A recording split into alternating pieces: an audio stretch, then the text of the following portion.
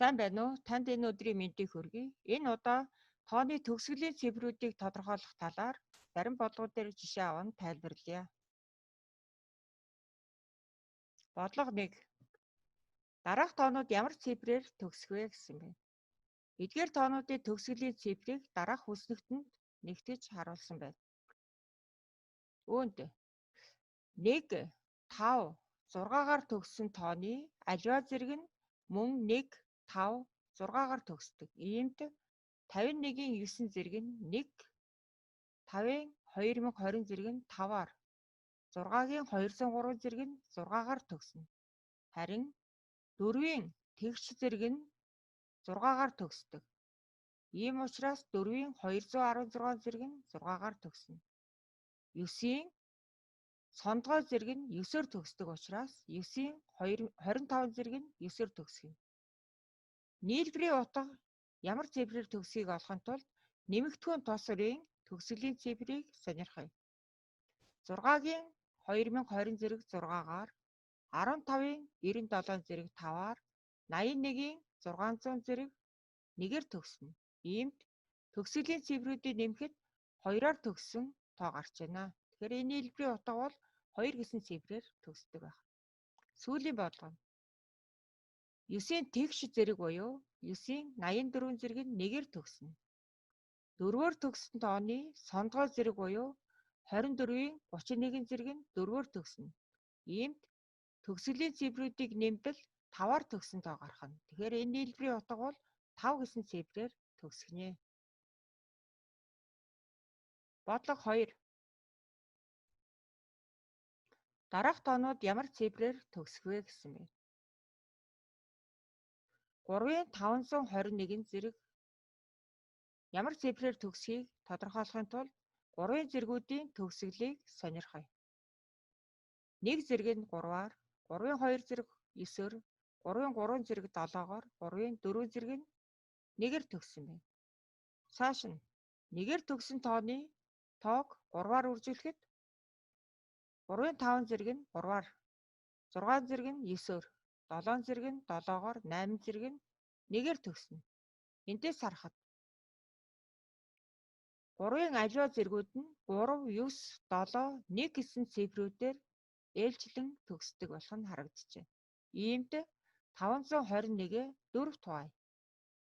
130 ногдоод 1 үлджээ. Өөрөөр хэлбэл энэ 4-т маань 130 удаа давтагдаж цаана 1 үлджээ гэсэн. Ингэхээр 3-ын 521 зэрэг бол 3 гэсэн цифрээр төгсгөнэ.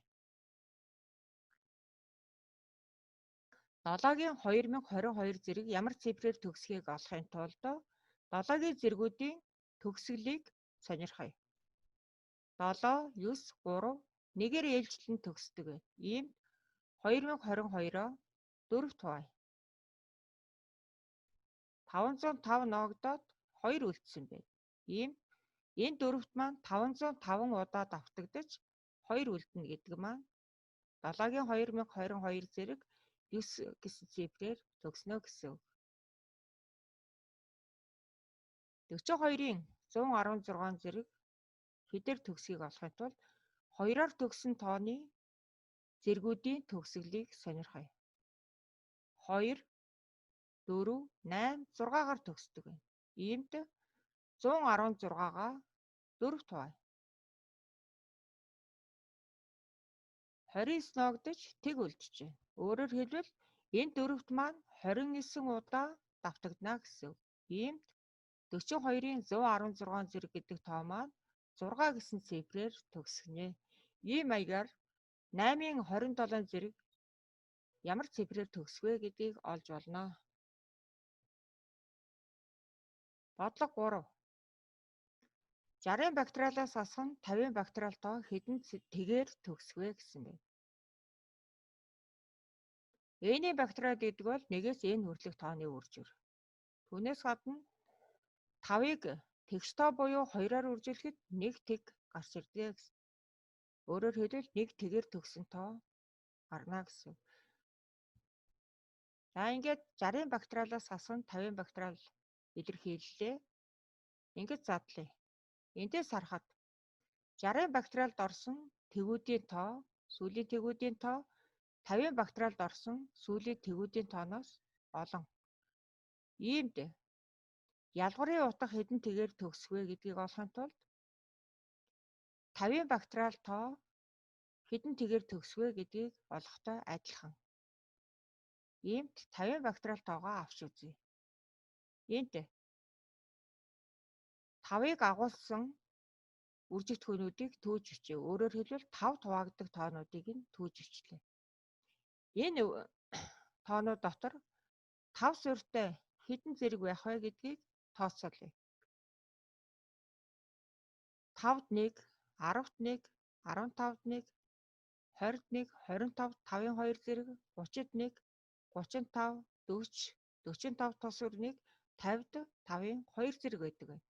Ингээд нийтдээ 12 ширхэг 5 гэсэн үржигдэхүүн байна гэсэн үг байна. Иймд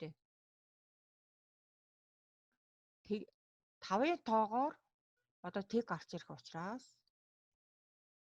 тэгш үржигдэхүүнүүд нь 5-аас хавьгүй олон байгаа. Иймд 5-ын тоогоор л тэг гарч ирнэ гэсэн. Ингэхээр энэ тоо маань 12 ширхэг тэгээр төгснө.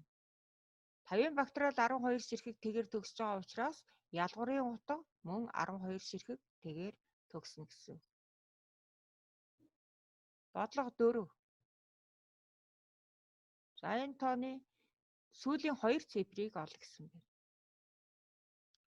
2-ын бактериал 2, 4-ийн бактериал 24, 6-гийн бактериал 720, 8-ийн бактериал 40320, 10-ийн бактериал 2 тэгээр төгссөн байна. Иймээс 10-аас их тоонуудын бактериалууд нь 2 буюу түүнээс олон тэгээр төгснө. Тэгэхээр сүүлийн 2 цифрыг олохын тулд 10-аас бага тоонуудынх нь бактериалын сүүлийн 2 цифрээс зогссон тоонуудыг нэмнэ. Ингэж нэмнэ гэсэн үг. Ингэхээр 66 гарч. Иймд дээрх илэрхийллийн утга маань 66-гаар төгсгөнэ. Та бие даан эдгээр бодлогуудыг бодож үзээрэй. Танд амжилт хүсье. Таалагдсан бол баяртай.